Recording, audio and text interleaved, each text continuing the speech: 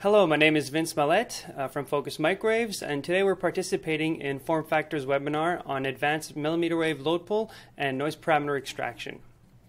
First off, I'd like to thank Form Factor for inviting us for this event, and we've been a partner for many years, and today is just an example of the collaborative work we've done throughout the past few years. So let's jump right in it. I have about 20 minutes today. So the agenda for today, short introduction. We're going to cover some basic theory of noise parameter extraction. We have different examples, 50 and 110 gigahertz. Also, then I'll go through a step-by-step calibration process because a lot goes into this process, and noise measurements are very intricate, and all these steps need to be very well respected to get the best out of your noise parameter measurements.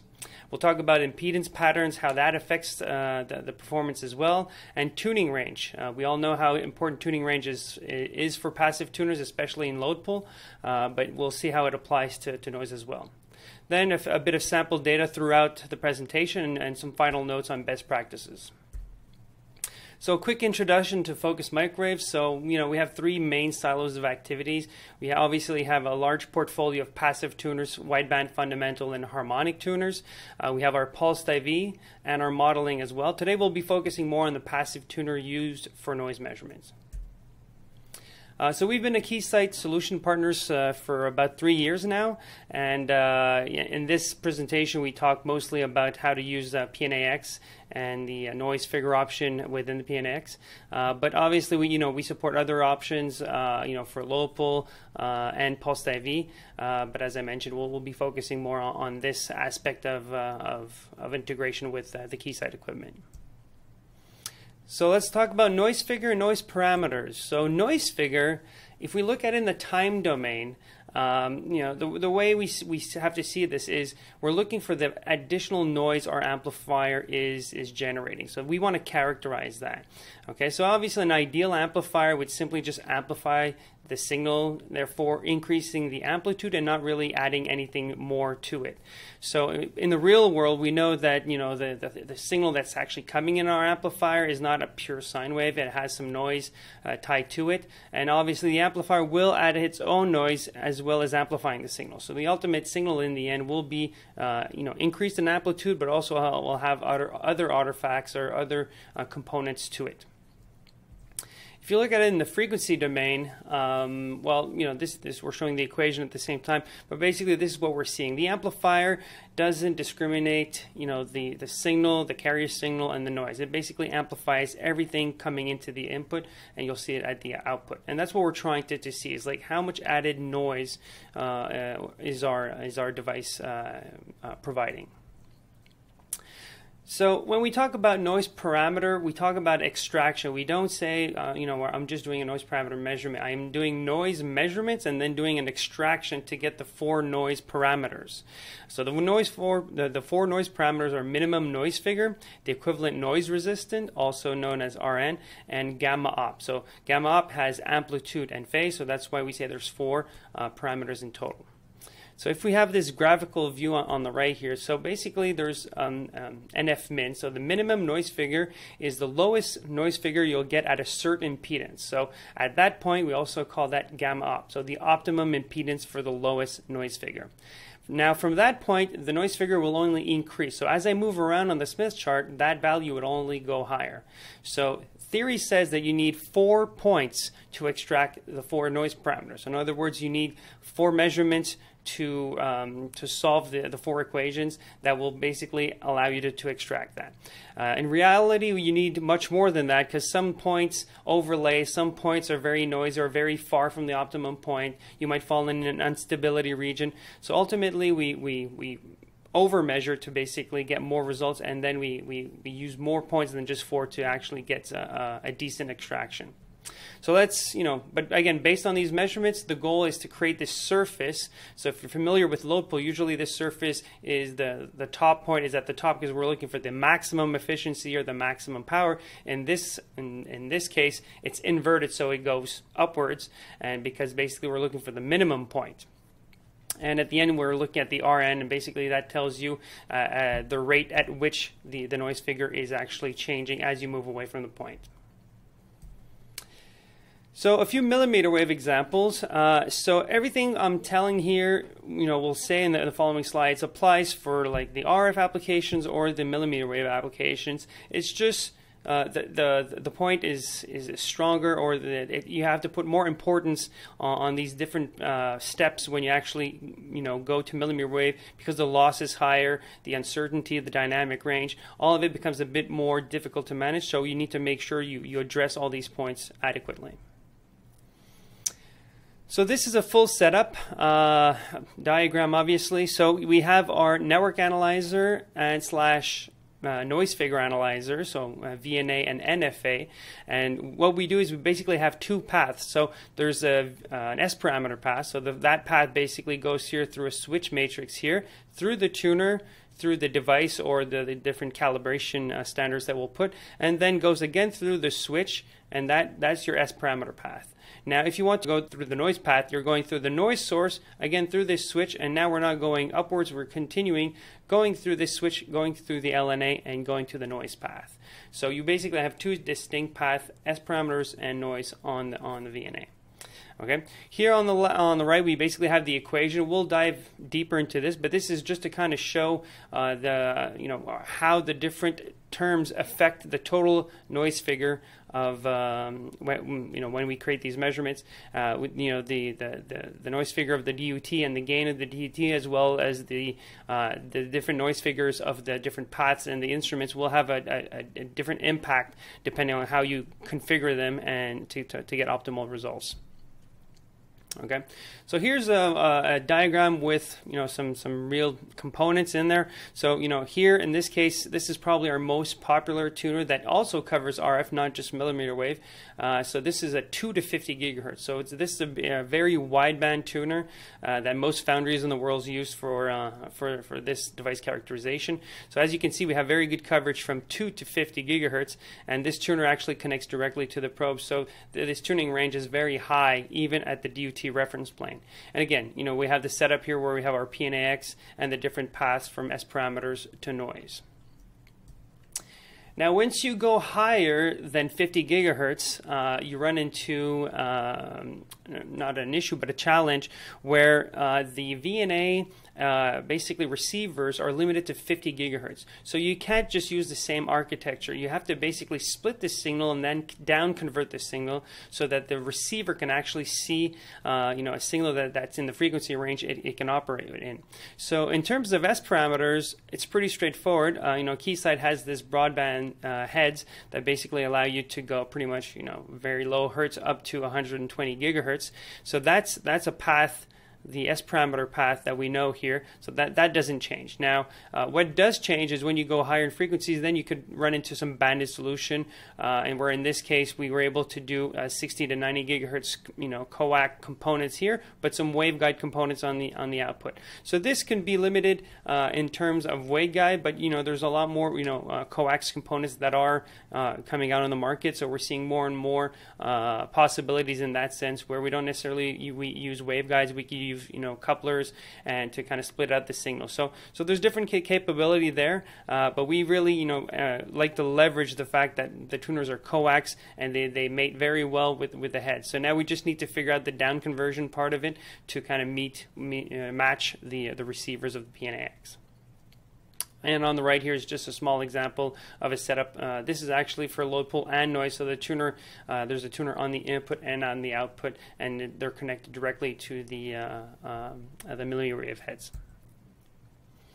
So here's a step-by-step. So in our software we have a wizard, and basically just walks you through the different steps of setting up a system and calibrating the system correctly. So this is a small video, so let me just start it. So the first step, we're just configuring the instruments, and as we know, the important instruments in this case are the VNA and the noise figure analyzer. So those are the two, it could be an external noise figure analyzer or an internal noise analyzer, depending on what you're using. So once you've gone through this step of identifying, just configuring all the instruments, then you could go and really get into the calibration steps. So one of the first step is what we call our 3T standard measurement. So what we're doing here, so I just stopped the video real quickly. So what we're doing is we're pre-characterizing 3 standards that we're going to be using at a later stage. So so here we're basically just measuring the 3 S parameter files, or S1P files basically, and this will basically be used later. Okay. Now again, here we're configuring the S parameter path from the VNA, and this is where when we're going to be measuring the device, because we need the S parameters of the device at one point. So now we need to do an on-wafer calibration. So the software basically configures the VNA and the switching so that we're going through the S parameter path, and we're able to do an on-wafer calibration. So when we do the S parameters, we're really at the DUT reference plane. Okay. Now we do a 3T S parameter measurement. So in this case, the goal here is to be able to represent the S parameters. So basically we're going to present our 3 standards here and de-embed and basically measure through this path, and we're going to be able to de-embed this section here. This is going to be used at a later stage when we're going to do the KBG calibration.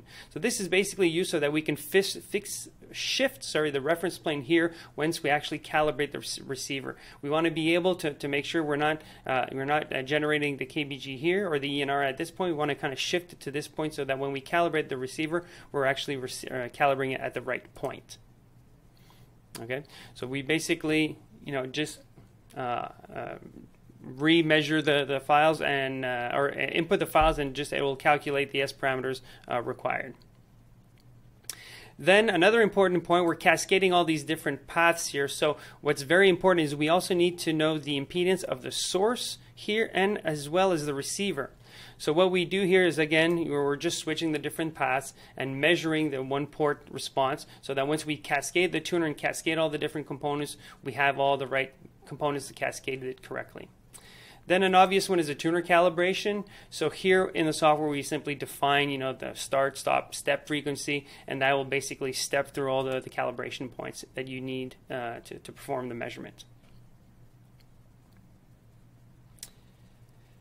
Okay, then we get down to the KBG cal. So again, now you just need to import the right file, and then you just launch the KBG cal. So that's a 50 ohm measurement, which is a hot cold measurement, and basically at 50 ohms, and that will be used in the future. So now we get to the noise receiver calibration. So the noise receiver calibration is important because now we need to define a set of points that the tuner will actually go. So we're actually going to tune the tuner at different points and measure the noise performance of the receiver. So the pattern of point is important because as we move up in frequency, these points will shift around, and at certain frequencies the point distribution can be very good, but it can be very bad at other frequencies. Okay, so we have the capability to have a low density, a high density calibration. So but that is basically pre-characterized or predetermined ahead of time to make sure that we actually have a nice distribution of point, not just at one frequency, but at multiple frequencies. Okay, so now we're kind of skipping a step here. We're just going to show like the end result. So here's a 4 to 50 gigahertz measurement. So this is the noise figure. There's no smoothing. This is really kind of the extracted data here. This is usually the smoothing that we use. It's we call it a wideband optimization, and you could kind of take it up a notch or bring it back down. But basically, you want to see a smooth transition from low frequency to high frequency. And here we're going to kind of toggle or drag this marker here, and what we should see is noise figure surface should basically increase, so it should go higher as we start increasing the frequency, but it's also shift, so the phase shift should follow the trend of gamma op. That's going to basically start increasing and going to the west side of the Smith chart. So let's just click on that. So now let's take a quick view. So we can see the optimum point is here, and as we increase in frequency, this optimum point should be shifting in this area. So not only shifting in this area, but it should also increase. So let's get a visual of that. All right, so now we're going to sweep the frequency. So again, the marker is increasing here, and you can see that that's following in this case and shifting in phase. Okay. So now let's get into a bit of the equations. So before we get into one application note we strongly recommend is this one from Keysight. This is kind of an application note that's been around for years, even in the Hewlett-Packard days, and basically kind of evolved, with the new instrumentation. Very useful information in there. I refer to it in the best practices as well. In here, it discusses the how the multi-stage noise figure contribution of the different stage impact the performance and the measurement. So here again, we've kind of looked at this equation here. So we're going to go a bit deeper on the next slides. But basically, what we're trying to show here is the noise figure of the system is a total of these, or the summation of all these different equations, or these different ratios here. But you could see that the main contributors are going to be the F1, so the first item in the path, this and the gain of it as well. So if the noise figure is high here, you know that regardless of what's happening here, the system noise figure will be high. Now these components here will be affected by the gain. So if you have a large gain, this component is going to be small, this component is going to be small. So ideally you really want your first item to have a small noise figure and a very large gain, and that's going to allow you to have a very low noise figure and a very sensitive system.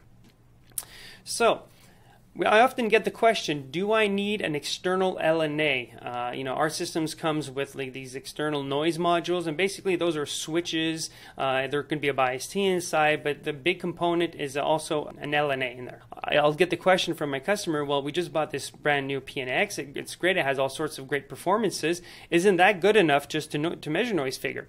So the answer is no. It is a very good performing instrument, but we need to reduce the noise figure of the instrument by adding an LNA. And this is, if we look at some real numbers, we got to understand quickly why this is.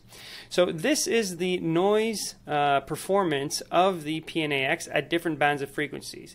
So at the lower band, it's roughly 15.5, but in the bands of interest, let's say 5 to 50, we're in the range of 16 to 18. So let's call that 16 for this example. So noise figure equations are mostly in linear. So now you need to convert this to a linear number, right? So just here's the math to convert it. So a 16 dB noise figure translates to roughly 40 in linear. Okay. So now again, if we take a look at the equation that we use, we need to input these values. So what are the values? So we have the noise figure of the instrument, which we just calculated, is 40. 16 dB translates to 40. And then we have the noise path, all right? So because here, basically, this is part of our receiver. So that's the second component in our system, okay, and in the equation. So we need to put that in the equation. So what happens in this case is there's no gain. There's only loss, because this is an RF path, and it's depending on what frequency you're operating. It could be higher, it could be lower. So we know that the equivalent noise figure of a passive component is equal to its loss. So 3 dB attenuator will have 3 dB noise figure. So but as we translate that, 3 dB translates to 2 in linear.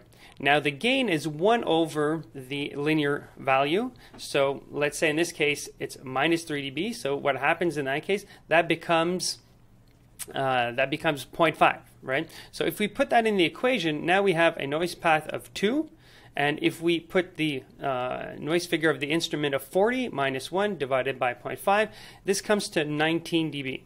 So, or 80 and 19 dB if we translate it back to noise figure. So this number is greater than this, and it makes total sense with what we were calculating. The noise figure of the analyzer is 16 dB plus the 3 dB loss of the path comes to 19. So the math makes sense. So, this is not as accurate or as sensitive as we'd like it to be, and especially in 3 dB, that's at low frequency. But as we increase to 50 and 110, that number drastically increases, and that becomes an issue. So how do we reduce this number? So again, we looked at the equation. The goal here is to reduce this number here and increase this number. So how do we increase this number? Is by, in the noise path, we need to increase the gain of the noise path. So again, if we take the same numbers, the instrument noise figure will not change. We need to change the path and the gain. So by putting an LNA here of roughly 30 dB, 30 dB in linear becomes 1,000. So now we go from the 19 dB value, we could reduce this to 9 dB. So this becomes way more interesting and way more usable. Okay, so basically that's how we have to understand why the LNA is used in these kind of setups. So here's a quick example. Now what we're doing, I just used I copied the same image with the same equation, but here what we're doing is this is an example receiver cal, and we're going to do the same thing. We're going to sweep the frequency, and as we sweep the frequency, we're going to see this noise figure kind of jumping around, and what that's basically doing is we're doing like, let's say 0.5 gigahertz steps or 1 gigahertz steps, and it's basically turning around 50 ohms. So it's not as smooth as like on a transistor where we're actually at gamma op when we're high on the Smith chart. We're just kind of like turning around 50 ohms, so it seems like it's moving a bit, but you can see that the values are still relatively low. Even to 50 gigahertz, we're in the range of 12 dB. So let's just run that. So you see we're just slowly increasing the frequency range, and you can see that we're still getting the low values, and we're jumping around near 50 ohm, and the values are relatively still relatively low.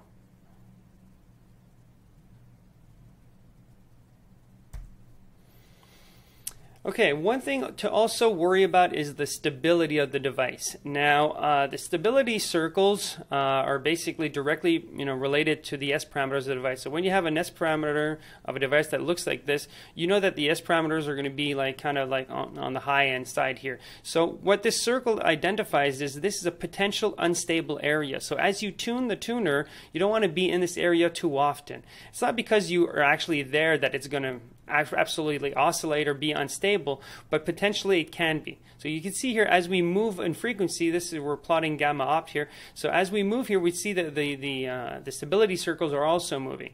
So when we're going to be moving the tuner, we have to be cognizant of the fact that we could actually fall in a instability region, not necessarily at the measurement frequency, but at a higher frequency or at a lower frequency. The device sees the entire whatever we're presenting to the device. It's not like in low pull, for example, that's looking at a single impedance here. In noise, it's a very broadband measurement. Instability regions are very easy to hit. Okay, so now we get into like tuning range, where some customers might say, well, tuning range is very important for load pull, I get it, but for noise, this is a linear extraction, linear measurement. Do I really need to have very high tuning range? And so our answer is always like, yes, in using passive tuners, you never have enough tuning range. You never want to limit it. But here's a small example. As we've mentioned, like here's like the gamma opt at low frequency, but as you increase in frequency, the gamma opt will still stay high. So you do need high tuning range, not only at lower frequencies, but at high frequencies. Here's an example of the tuning range at the low frequency. So the low frequency, clearly you have no problem. You have a very good coverage, so you'll be able to present all sorts of impedances, kind of far away from the instability region.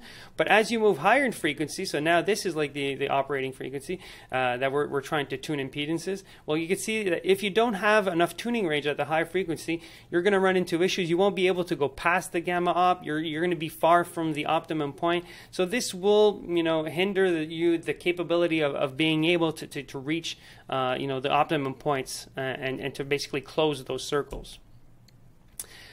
So here I tried to represent it on like how the impedances shift in frequency. I have an animation after, but I'll try to explain it here first. So when we do a distribution of points at a given frequency, so here we have a nice distribution of points. We have a point that's close to gamma opt, past the optimum point, far away from the unstable region.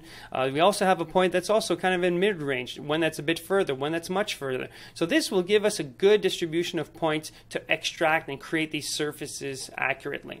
But as we move in higher in frequency, what happens is those impedances are going to kind of shift in frequency. So this are like the potential trajectories as we go in frequency. So in other words, we don't move the tuner in this case, but as we sweep in frequency and we sweep the measurement, the impedance seen by the device will change drastically.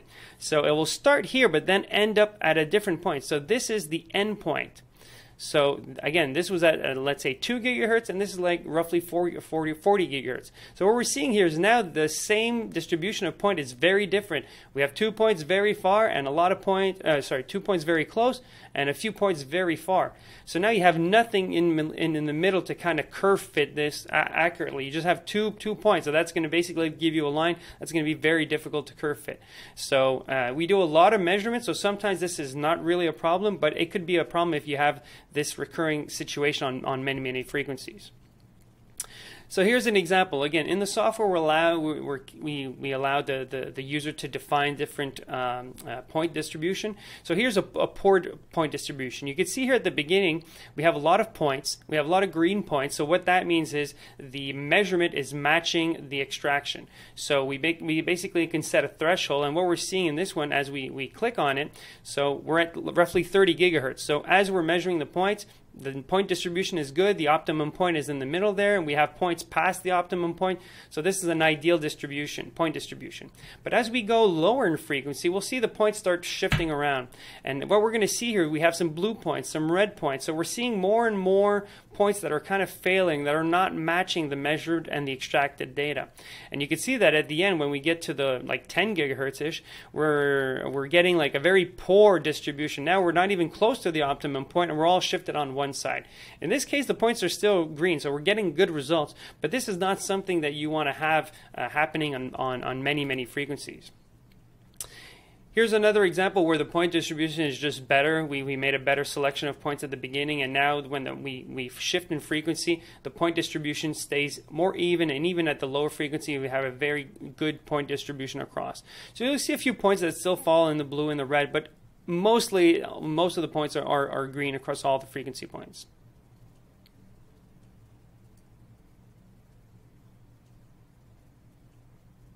As you can see, we have some points that are very close to the optimum point and some points that are past. So that's an ideal point pattern.